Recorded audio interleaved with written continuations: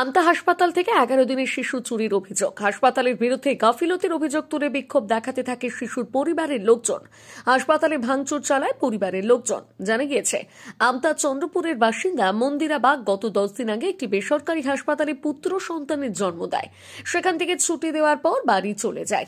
শনিবার আবার অসুস্থ হয়ে পড়লে শিশু ও তার মাকে আমতা হাসপাতালে ভর্তি করে পরিবারের লোকজন। মঙ্গলবার সকালে হাসপাতাল থেকে কেউ ওই শিশুকে চুরি করে নিয়ে চলে যায় বলে অভিযোগ। তারপর ক্ষোভে ফেটে পড়ে পরিবারের লোকজন। খবর পেয়ে ঘটনাস্থলে আসে আমতা থানার পুলিশ, আসে হাওড়া গ্রামীণ পুলিশের অতিরিক্ত পুলিশ সুপার। পুলিশকে ঘিরে বিক্ষোভ দেখাতে থাকে পরিবারের লোকজন। হাসপাতালে সিসি ক্যামেরা না থাকায় ক্ষোভে ফেটে পড়ে পরিবারের লোকজন। ঘটনার তদন্ত শুরু করেছে আমতা থানার পুলিশ। কটা বাজে তখন? তখন ওই 12টার মতো হবে। আমারই সন্তান আমাকে বলছি তোমার দিকে কালকে খোঁজ করতে এসেছিলাম, আজকেও এই যে তোমাদের সেন্টার দিদিমণি পাঠিয়েছে।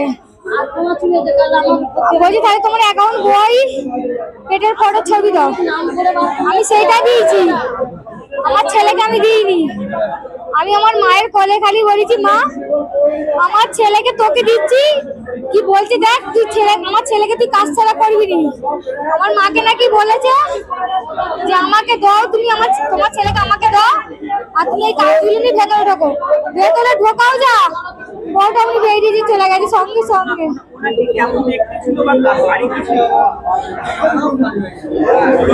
একটা লাল শাড়ি, একটা ভ্যানিটি ব্যাগ আছে।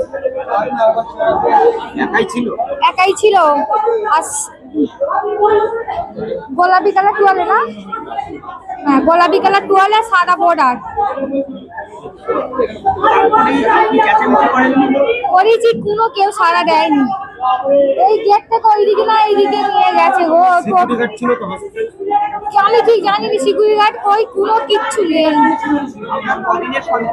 এই 11 দিনের সন্তান, আমার 12 দিন হয়েছে, 8 দিন। রবিবার নয়, সোমবার 10, আজ মঙ্গলবার। এই 11 দিনের সন্তান। আপনার শ্বশুর বাড়ি কোথায়? চন্দ্রপুর।